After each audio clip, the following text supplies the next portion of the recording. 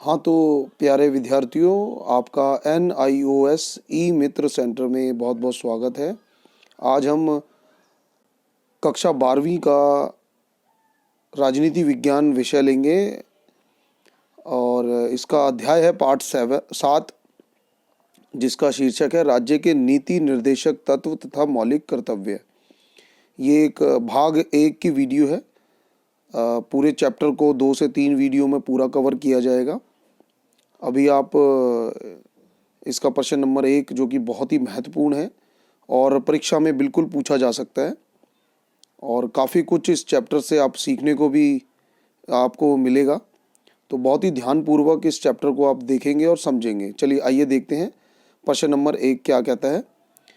राज्य के नीति निर्देशक तत्व केंद्र के साथ साथ राज्यों की सरकारों को निर्देश के रूप में हैं। इस कथन के संदर्भ में राज्य के निर्देशक तत्वों के वर्गीकरण की व्याख्या कीजिए। ये बहुत ही महत्वपूर्ण प्रश्न है कि राज्य, हमें पता है कि कल्याणकारी कार्य करता है, लेकिन कहीं ना कहीं राज्य को निर्देश दिए जाते हैं कि वह अपनी जनता या राज्य के लोगों को उन सभी सुविधाओं को मुहैया करवाए, उपलब्ध करवाए, जिससे कि उनका जीवन स्तर ऊपर हो सके। तो यही एक नीति निर्देशक सिद्धांत है राज्य के। ये नीति निर्देशक तत्व हैं, सिद्धांत है, ठीक है। इसमें क्या है कि राज्य को निर्देश दिए जाते हैं। निर्देश का मतलब है जैसे कि आपके पापा, आपके नाना, आपके चाचा, आपके काका, ताया, जो भी बड़े हैं, बुजुर्ग हैं, वो आपको निर्देश देते हैं कि बेटा ऐसा करना है, ऐसा नहीं करना, और ये करोगे तो आगे सफलता जरूर प्राप्त करोगे, ठीक है। ऐसे राज्य को भी निर्देश दिए जाते हैं।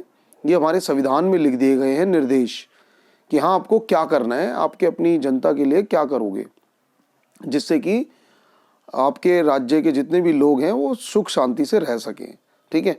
तो चलो देखते हैं इन राज्य के निर्देशक तत्व कितने होते हैं, क्या सिद्धांत हैं, क्या निर्देश दिए जाते हैं राज्य को कि उन्होंने क्या करना है, ठीक है।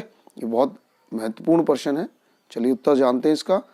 भारत के संविधान के भाग 3 के अंतर्गत, यानी कि संविधान का अगर हम पार्ट 3 ले लें तो उसके अंदर मौलिक अधिकारों का उल्लेख किया गया है, यानी कि हमारे फंडामेंटल राइट्स, ठीक है, जो पैदा होते ही हमें प्राप्त हो जाते हैं। मौलिक अधिकार यानी कि जो पावर होती है ना, अधिकार यानी कि हमें राइट, तो वो 6 अधिकार हैं। आप अन्य वीडियो में ज़रूर देखेंगे कि कौन कौन से हमारे अधिकार हैं, ठीक है। तो भाग 3 के अंतर्गत मौलिक अधिकारों का उल्लेख किया गया है। इसके ठीक बाद भाग 4 में राज्य के नीति निर्देशक तत्वों का भी उल्लेख किया गया है। भाग 4 के अनुच्छेद 36 से लेकर अनुच्छेद 51 तक, यानी कि आर्टिकल है 36 से स्टार्ट करके 51 तक अगर हम जाएंगे तो राज्य के नीति निर्देशक तत्व उसमें शामिल कर लिए गए हैं। राज्य संविधान के भाग 4 में उल्लेखित राज्य के नीति निर्देशक तत्व आयरलैंड के संविधान से लिए गए हैं। यानी कि विद्यार्थियों, हमारे संविधान में यह नीति निर्देशक तत्व जो राज्य को निर्देश दिए गए हैं, ये जो नियम उठाए गए हैं, ये आयरलैंड के संविधान से, यानी कि नकल कर लिए, यानी कि ये समझिए कि वहाँ से जो है उसमें लिखा हुआ था, तो वहीं हमने भी उसे अपने संविधान में लिखवा दिया या लिख लिया, ठीक है। तो ये ध्यान रखने वाली बात है। नीति निर्देशक तत्व जिनका पालन करना राज्य का लक्ष्य ही नहीं, उसका उद्देश्य भी होता है। नीति निर्देशक तत्व यानी कि जो भी नीति निर्देशक तत्व हैं, यानी कि जो राज्य को दिए जाते हैं आदेश, उनका पालन भी करना है और लक्ष्य भी प्राप्त करना है, और यही एक राज्य का उद्देश्य होता है। देखिए किस तरह से राज्य को क्या क्या देना होता है, चित्र के माध्यम से समझने की कोशिश करेंगे कि एक राज्य अपने देश या नागरिकों के लिए, राज्य के नागरिकों के लिए, चाहे वो बच्चा हो, चाहे पुरुष हो, चाहे महिला हो, ठीक है, उसके सर पर एक छत हो, घर में रसोई में सब कुछ साथ, जितनी भी खाने पीने की चीज़ें हैं वो उपलब्ध वो हो सके, घर हो सके, ठीक है, बिजली पानी हो सके, ये सब कल्याणकारी कार्य है जो राज्य देता है। और ये देखिए क्या क्या है, नॉन वायलेंस, एक अच्छा राज्य है जहाँ अहिंसा हो, जहाँ मारकाट ना हो, ट्रुथ, सच्चाई हो, अच्छा व्यवहार हो, शांति हो, प्यार हो, तो ये आगे बढ़ता है ना। तो ये राज्य को अपने नागरिकों को देना ही देना चाहिए सारी चीज़ें। वर्तमान परिस्थितियों में राज्य का कर्तव्य केवल समाज में शांति बनाए रखना और नागरिकों के प्राणों तथा संपत्ति की रक्षा करना ही नहीं, अपितु उसका कर्तव्य एक कल्याणकारी राज्य की स्थापना करना है। कल्याणकारी राज्य देखो इस तरह से होता है जिसमें सारी चीज़ें होती हैं, या इस चित्र के माध्यम से समझ सकते हैं आप, ठीक है ना। यही तो कल्याणकारी यानी कि नागरिकों को सुरक्षा तो देनी है, संपत्ति की रक्षा भी करनी है, शांति भी बनानी है, लेकिन बाकी चीज़ें भी रखनी है, ठीक है, ये उपलब्ध करवाना है। देखो महिला चाहे पुरुष हो चाहे बच्चे हों, आज़ादी के साथ अपना जो है ना जीवन यापन कर सकें, ये कल्याणकारी राज्य ही कर सकता है। एक लोक हितकारी राज्य की स्थापना करना, पूर्ण समाजवादी समाज की स्थापना करना राज्य का यह कर्तव्य है कि जनता के हित और आर्थिक लोकतंत्र की स्थापना के लिए प्रयास करता रहे। यानी कि जितनी हमारे देश में लोकतंत्र ही है, और राज्य का काम है कि लोकतंत्र बिल्कुल स्थापित रहे और जनता के हित में वो कार्य करता रहे। जो जनता चाहती है, ठीक है, उनकी उद्देश्यों की पूर्ति वो करता रहे, ठीक है, और एक समाजवादी समाज की स्थापना करे। ओके, एक ऐसे समाज की जहाँ सबको इक्वल समझा जाए, सबको बराबर बराबर मौके दिए जाएं, ऐसे लोक कल्याणकारी राज्य को करते रहना चाहिए, ऐसे कार्य को, ठीक है। चलो आओ सिद्धांत के बारे में बात करते हैं। ये तो मोटी मोटी बात पढ़ी हमने। राज्य के नीति निर्देशक तत्व या सिद्धांत है क्या क्या, देखते हैं। क्या वो ऐसे आदेश हैं, क्या वो ऐसे निर्देश हैं जो राज्य को दिए जाते हैं कि हाँ तूने यह कार्य अपनी जनता के लिए करने हैं। पहला है सामाजिक और आर्थिक न्याय का सिद्धांत। राज्य के नीति निर्देशक तत्व राज्य को यह निर्देश देते हैं कि वे लोक कल्याण की परवाह करते हुए, यानी कि लोगों की परवाह करते हुए ऐसी सामाजिक व्यवस्था की स्थापना करे जिससे सामाजिक, आर्थिक और राजनीतिक न्याय प्रत्येक व्यक्ति को प्राप्त हो। हर कोई चाहता है कि समाज में रह रहे तो सामाजिक न्याय हो, आर्थिक न्याय हो और राजनीतिक न्याय हमें प्राप्त हो, ठीक है ना। सबका हक है ये। देखो सबको बराबर तोला जाना चाहिए, ये न्याय है, ये आर्थिक न्याय है, राजनीतिक न्याय है, सामाजिक न्याय है, कोई भेदभाव नहीं है, ठीक है ना। ये इंसान का हक है, ये इंसान का हक है। यह वह निर्देश है जो संविधान की प्रस्तावना में शामिल थे, जिनके अनुसार राज्य का कर्तव्य अपने नागरिकों के लिए सामाजिक, आर्थिक और न्याय देना है, जैसा कि ऊपर चित्रों के माध्यम से हमने समझा भी।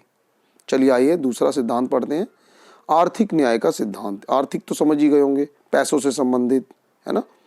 तो राज्य को की नीति के निदेशक तत्व अनुच्छेद 39 के अंतर्गत राज्य को अपनी नीति का कुछ इस प्रकार संचालन करने का निर्देश देते हैं कि पुरुष और स्त्री सभी नागरिकों को जीविका यानी कि रोजगार के पर्याप्त साधन प्राप्त करने का अधिकार हो, और राज्य में मौजूद जितने भी भौतिक संसाधन उपलब्ध हैं उनका सभी राज्य के निवासी उपयोग कर सकें और सभी के हितों का ध्यान रखा जा सके।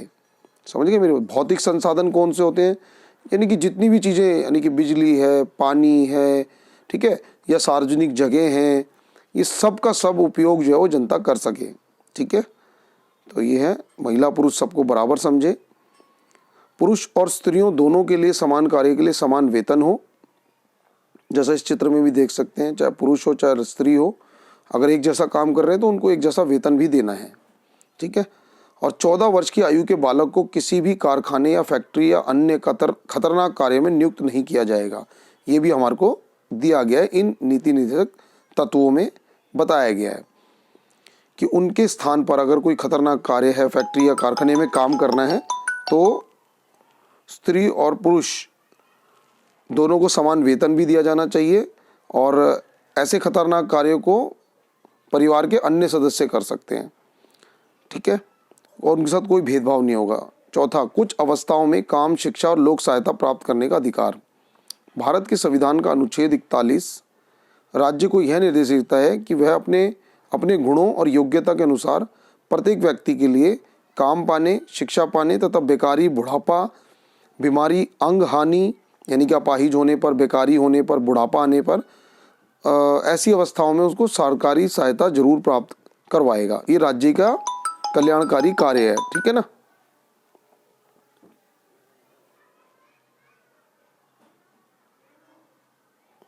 आगे पढ़ते हैं हम।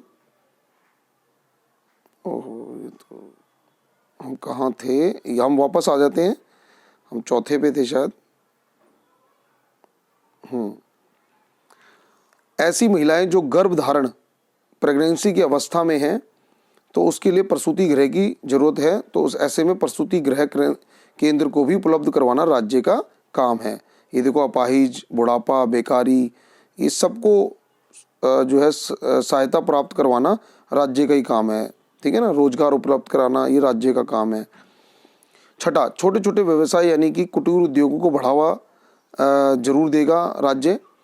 जैसे छोटे छोटे मजदूर होते हैं उनको काम मिल सके, उनका आजीविका चलाई जा सके। देखिए जैसे ये ग्रामीण इलाकों में ऐसे चलता है ना, जो दूर दराज के इलाके हैं शहरों के से, तो जो हाथ से जो काम किए जाते हैं उनको भी बढ़ावा देना चाहिए, राज्य का ये कार्य है।